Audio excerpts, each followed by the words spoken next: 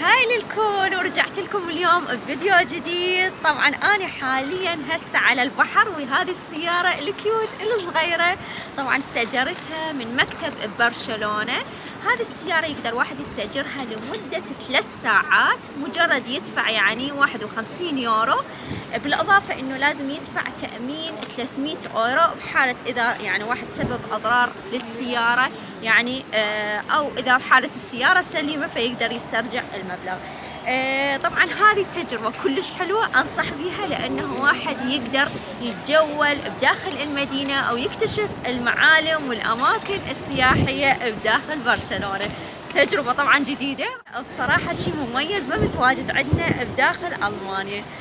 طبعا هي هذه السيارة مثل ما تشوفون طبعا سياقتها كلش بسيطة، مجرد انه يعني هي تكون طبعا شحن على الكهرباء، فاشوفها بصراحة تجربة كلش مميزة وحلوة. طبعا راح اخذكم وياي جولة بداخل المدينة، بالاضافة اذا هنا طبعا انا هسه مكان اللي هو شطران او البحر هنا، فطبعا راح اخذكم هسه جولة بداخل المكان، فخليكم متابعين الفيديو للاخير. هذا حبايب مكان البحر،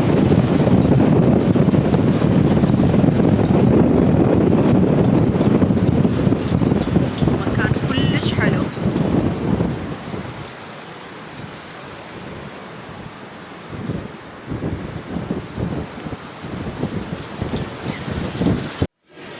حبايب هذا المحل اللي واحد يقدر يأجر من عنده السيارة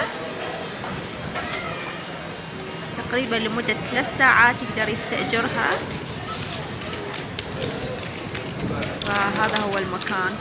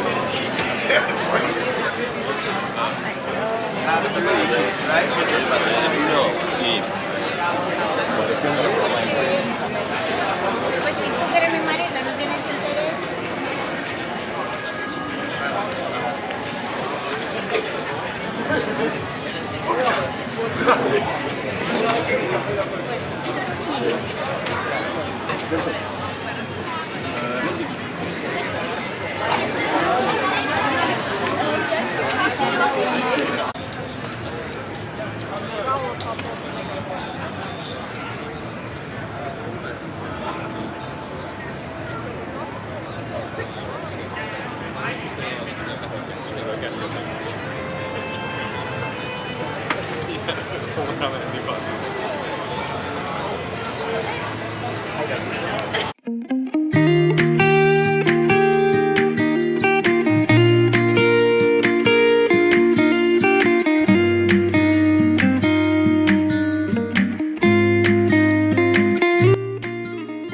بلازا دي كاتالونيا أو ما يسموها بالعربي ساحة كاتالونيا تعتبر أشهر وأكبر ساحة مركزية ببرشلونة، وتربط المدينة القديمة بمنطقة إكزامبل.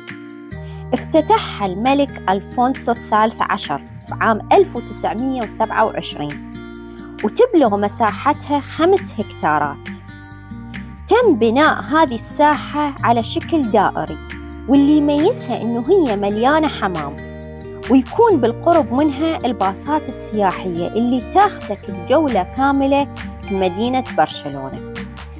تعد ساحة كاتالونيا بالوقت الحاضر هي الشريان الرئيسي لمدينة برشلونة، وتشتهر الساحة بمنحوتاتها ال6 الجميلة واللي ترمز للعواصم ال4 في برشلونة، بالإضافة إلى منحوتات ونصب تذكارية لأعظم شخصيات مرت بتاريخ البلد السياسي والفني.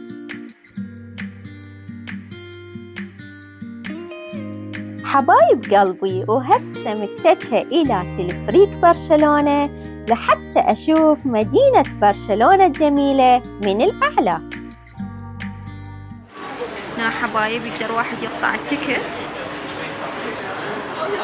حتى على مود يقدر يصعد بالتلفريك، بس شوفوا الازدحام.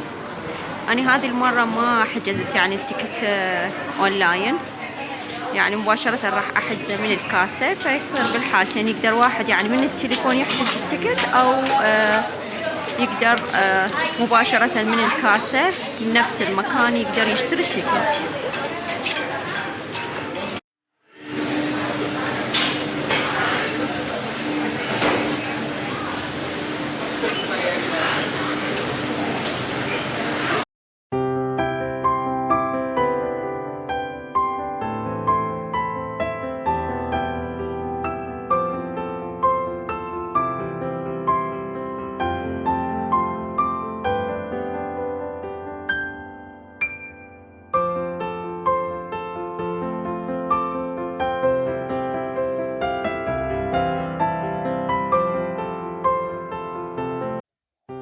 تلفريك مونتجويك أو تلفريك برشلونة، واللي يعتبر وسيلة خاصة جداً يقدر الشخص من خلاله يتمتع بإطلالة رائعة لكامل برشلونة على ارتفاع 750 متر.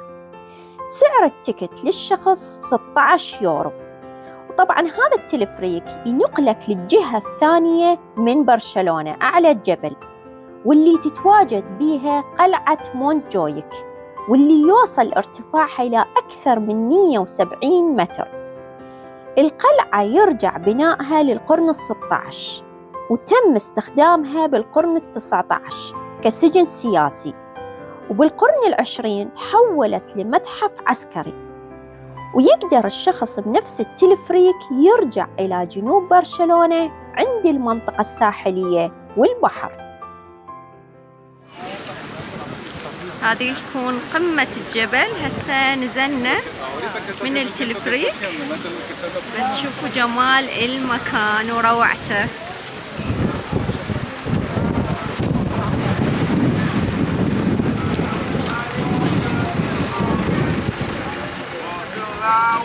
وهذه هي القلعة.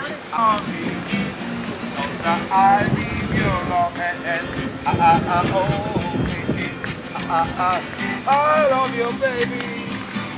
What nobody knows.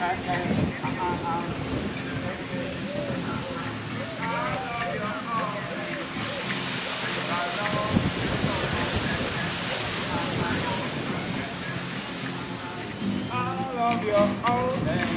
Rock the romance. Baby, I love so much.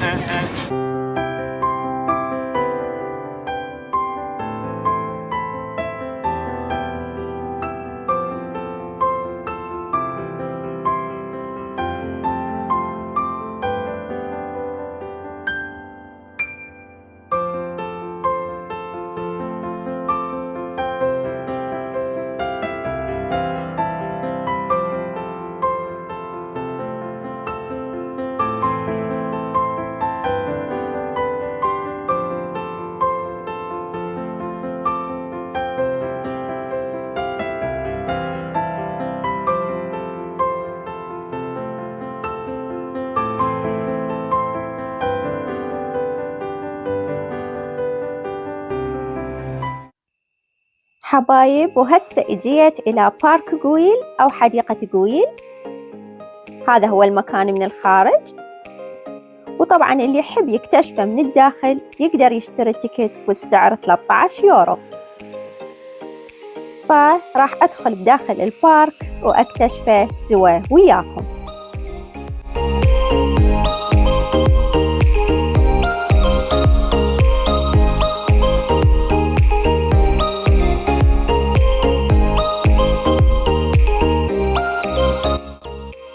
بارك قويل أو حديقة قويل، تقع هذه الحديقة بالجزء الشمالي الشرقي من مدينة برشلونة.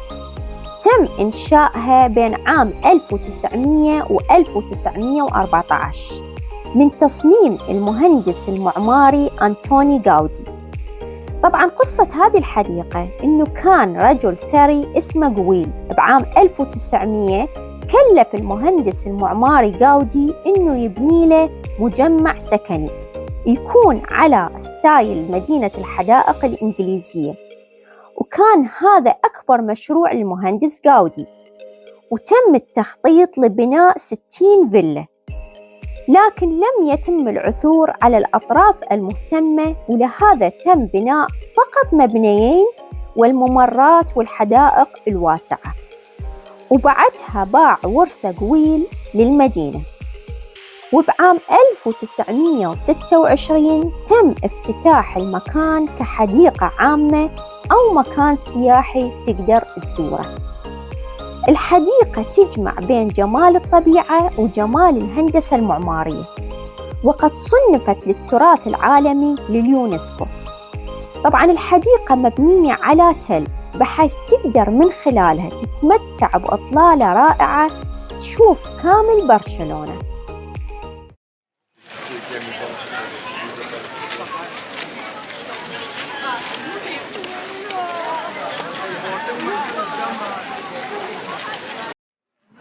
حبايب، بس شوفوا جمال المكان.